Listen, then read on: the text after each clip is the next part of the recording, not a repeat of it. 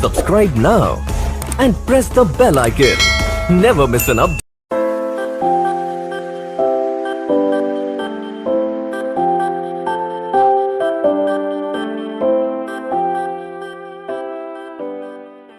साथियों, स्वागत है आप सभी का मेरे इस YouTube channel class with doctor Dharmendra Verma में। जी हाँ दोस्तों, और मैं हूं आपका दोस्त धर्मेंद्र।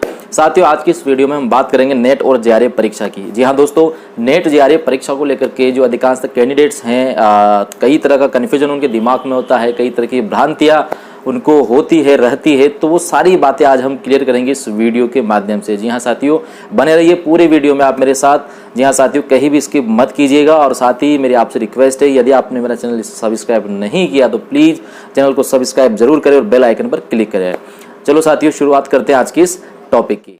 जी हाँ साथियों, नेट जेआरएफ की बात करें तो कई कैंडिडेट्स जो है वो कंफ्यूज रहते हैं कि क्या नेट और जेआरएफ जो परीक्षा है क्या अलग अलग होती है, या फिर नेट और जेआरएफ जो है वो किस तरीके से पास किया जाता है, क्या इनका प्रोसेस रहता है, और नेट जेआरएफ होने के बाद फिर आगे क्या प्रक्रिया की जाती है। जी हाँ साथियों, तो आज इस वीडियो में मैं आपको बताऊंगा सारी बातें। तो साथियों, सबसे पहले मैं आपको बताना चाहता हूं कि नेट और जेआरएफ के लिए अलग अलग परीक्षाएं नहीं होती है। जी हाँ साथियों, नेट की परीक्षा ही जेआरएफ की परीक्षा होती है। अब साथियों, यहाँ पर मैं आपको फिर से एक महत्वपूर्ण बात है वो बताना चाहूँगा कि जब आप नेट परीक्षा का फॉर्म भरते हैं, आवेदन जब आप भरते हैं, तो उस समय से विकल्प मांगा जाता है कि आप नेट के लिए आवेदन भर रहे हैं या फिर जेआरएफ के लिए, या दोनों के लिए। तो साथियों, आपको यहाँ पर बोथ में क्लिक करना है। जी हाँ साथियों, कहने का मतलब ये है कि कई स्टूडेंट्स हैं जो केवल नेट के लिए अप्लाई करते हैं, कई स्टूडेंट्स केवल जेआरएफ के लिए अप्लाई करते हैं। लेकिन आप यदि नेट और जेआरएफ दोनों करना चाहते हैं तो साथियों, आपको दोनों का जो विकल्प है, जो ऑप्शन है, यानी कि बोथ वाला जो ऑप्शन है, उस पर आपको क्लिक करना है, उसका आपको चयन करना है। जी हाँ साथियों, तो इस तरीके से आप नेट और जेआरएफ दोनों के लिए इस परीक्षा में आवेदन कर सकेंगे। इसके बाद साथियों आगे बढ़ते हैं, और जब एग्ज़ाम होता है नेट का, और नेट का एग्ज़ाम साथियों पहले साल में एक बार होता था, लेकिन अभी साल में 2 बार इस परीक्षा का आयोजन किया जाने लगा है। जी हाँ साथियों, जून में और साथ ही दिसंबर में। जून के महीने में और दिसंबर के महीने में यानी कि साल में 2 बार इस परीक्षा का आयोजन किया जाता है एनटी के द्वारा, नेशनल टेस्टिंग एजेंसी के द्वारा। तो साथियों, अब मैं आपको बताना चाहता हूँ कि जो नेट का आवेदन आपने किया, उसके बाद जो एग्ज़ाम आप देंगे। जी हाँ दोस्तों, ये जो नेट जेआरएफ की परीक्षा है, इसका आयोजन पूरे राष्ट्रीय स्तर पर पूरे देश भर में होता है। पूरे देश भर में इस परीक्षा का आयोजन किया जाता है। और साथियों, जब रिजल्ट आता है तो जो टॉप 6% कैंडिडेट्स होते हैं, जी हाँ साथियों, टॉप 6% कैंडिडेट्स को नेट में पास किया जाता है। जी हाँ दोस्तों, उनको नेट का सर्टिफिकेट दिया जाता है, और साथ ही नेट की जो डिग्री है वो उनको दे दी जाती है। जी हाँ साथियों, तो इस तरीके से जो टॉप 6% यानी कि 6% जो कैंडिडेट्स होते हैं, जिन कैंडिडेट्स ने टॉप 6% में 6% में अपनी जगह बनाई है, उनको ही नेट परीक्षा में पास किया जाता है। और नेट के साथ ही दोस्तों पूरे इंडिया में जो ऑल ओवर 1% कैंडिडेट्स है, जी हाँ दोस्तों, जो 1% जो छात्र हैं जिन्होंने 1% टॉपर्स में अपनी जगह बनाई है, उनको जेआरएफ के लिए पास कर दिया जाता है, यानी कि उनको जेआरएफ के लिए क्वालिफाई कर दिया जाता है, जेआरएफ का सर्टिफिकेट उनको दे दिया जाता है। जी हाँ साथियों, नेट और जेआरएफ इस तरीके से 2 बातें हैं।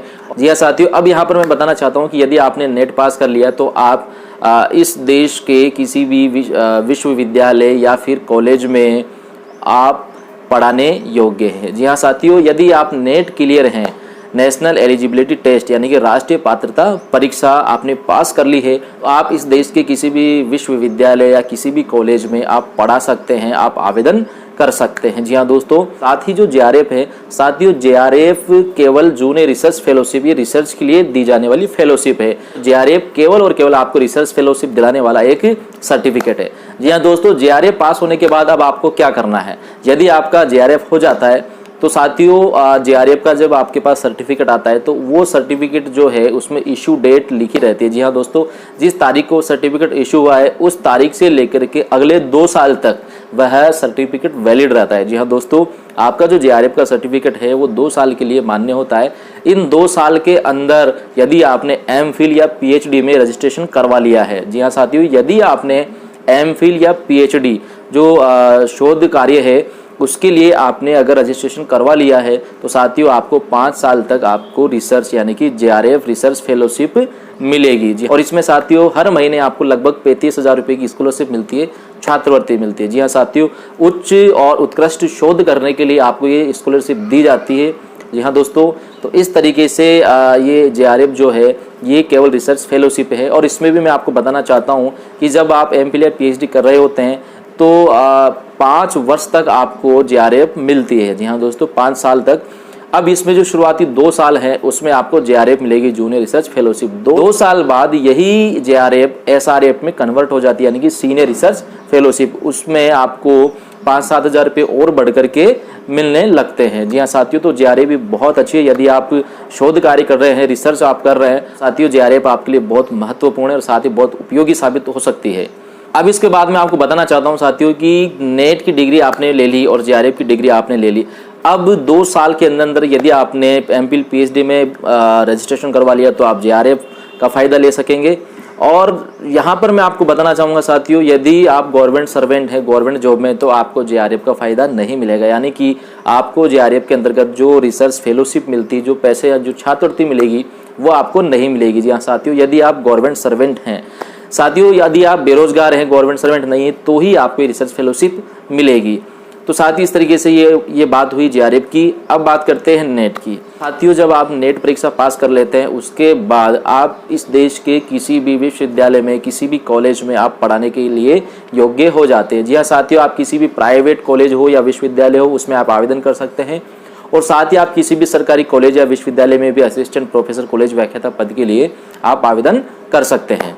नेट की यदि आप तैयारी कर रहे हैं तो इसमें साथियों मैं यहाँ पर बताना चाहता हूँ कि नेट परीक्षा में पहले 3 पेपर हुआ करते थे। जी हाँ दोस्तों, पहला पेपर जो है वो सामान्य कॉमन पेपर होता था, शोध और शिक्षण विधियों वाला, और 2 पेपर जो है वो विषय के होते थे। लेकिन साथियों अब जब से इसका पैटर्न चेंज कर दिया गया है और NT यानी कि नेशनल टेस्टिंग एजेंसी के द्वारा इस परीक्षा का आयोजन करवाया जाने लगा है, तब से इस परीक्षा में बदलाव कर दिया गया है। जी हाँ दोस्तों, अब केवल 2 ही प्रश्न पत्र आपको इस परीक्षा में देने होंगे।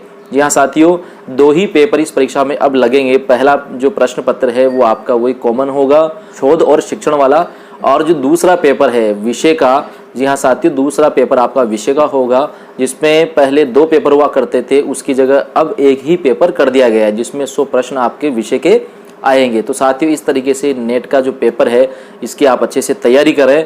और निश्चित रूप से यदि आपका नेट हो जाता है तो आप किसी भी कॉलेज में प्रोफेसर बन सकते हैं, व्याख्याता बन सकते हैं, यूनिवर्सिटी में आप असिस्टेंट प्रोफेसर बन सकते हैं। जी हाँ दोस्तों, और इसी के साथ यदि आपका JRF हो जाता है तो और भी अच्छी बात है। यदि आप रिसर्च करने की इच्छुक है, आप शोध करने के इच्छुक है, तो साथियों JRF आपके लिए एक बहुत अच्छा यानी कि बहुत ही उपयोगी साबित हो सकती है। जी हाँ दोस्तों, क्योंकि JRF में अच्छी स्कॉलरशिप मिलती है, उस दौरान आप अच्छा शोध यानी कि रिसर्च कर सकते हैं और साथ ही अपनी तैयारी भी कर सकते हैं। तो इस तरीके से साथियों आपको इन सारी बातों का ध्यान रखना है कि जब भी आप नेट का आवेदन भरें तो उस समय आप इस चीज़ को विशेष रूप से ध्यान देवें कि नेट का आवेदन भरते समय जो विकल्प मांगा जाता है कि आप नेट के लिए, JRF के लिए, दोनों के लिए आवेदन कर रहे हैं, तो उस समय आपको बोथ ऑफ यानी कि दोनों पर क्लिक करना है। जी हाँ साथियों, नेट और JRF आप दोनों के लिए अगर आवेदन करना चाहते हैं तो आपको दोनों पर क्लिक करना है और उसके बाद आपको नेट की ही तैयारी करनी है। यानी कि नेट और JRF की एक ही किताबें आती है, अलग अलग कोई किताबें नहीं आती है। उन्हीं किताबों से आप नेट JRF परीक्षा की तैयारी कर सकते हैं साथियों। और यदि आप अच्छे से मेहनत करेंगे, तैयारी करेंगे, तो निश्चित रूप से पहले प्रयास में आप नेट के साथ ही JRF भी आप निकाल सकते हैं। जी हाँ दोस्तों, यदि आप लगातार अच्छी मेहनत करते रहेंगे और पूरे डेडिकेशन के साथ, समर्पण भाव से आप इस नेट JRF परीक्षा की तैयारी करेंगे तो निश्चित रूप से साथियों आप पहली बार में नेट JRF कर सकते हैं। इस संबंध में मेरा एक अच्छा सा वीडियो है यहाँ दोस्तों, जिसमें मैंने बताया कि किस तरीके से मैंने पहली बार ही नेट और JRF परीक्षा पास की, वो भी अच्छी परसेंटेज से। जी हाँ साथियों, तो वो मेरे चैनल पर वो वीडियो आपको मिल जाएगा, तो वहाँ से आप उस वीडियो को देख सकते हैं। जी हाँ दोस्तों, इसी के साथ नेट और JRF जो है उसको करने के बाद, जी हाँ साथियों, यदि आपका नेट और JRF क्लियर हो जाता है उसके बाद आपको क्या करना होता है उसके बारे में भी जैसा कि मैंने आपको बताया कि नेट होने के बाद आप किसी भी विश्वविद्यालय में, पूरे राष्ट्र, पूरे देश के किसी भी विश्वविद्यालय या कॉलेज में आप पढ़ाने के योग्य हैं, आप आवेदन कर सकते हैं। और साथ ही आप किसी भी सरकारी वैकेंसी जो असिस्टेंट प्रोफेसर या कॉलेज व्याख्याता के लिए जिसमें आवेदन मांगे जाते हैं किसी भी विश्वविद्यालय में, कॉलेजों में, तो वहाँ पर भी आप आवेदन कर सकते हैं। और यदि आप जेआरएफ भी कर लेते हैं तो जेआरएफ के बाद साथियों मैंने आपको बता ही दिया कि किस तरीके से आप जेआरएफ का फायदा उठा सकते हैं, लेकिन इसमें भी समय अवधि यानी कि 2 साल का विशेष ध्यान रखिए। 2 साल के अंदर यदि आप एमफिल या पीएचडी में रजिस्ट्रेशन करवा लेते हैं, जी हाँ साथियों, तो ही आपको जेआरएफ का फायदा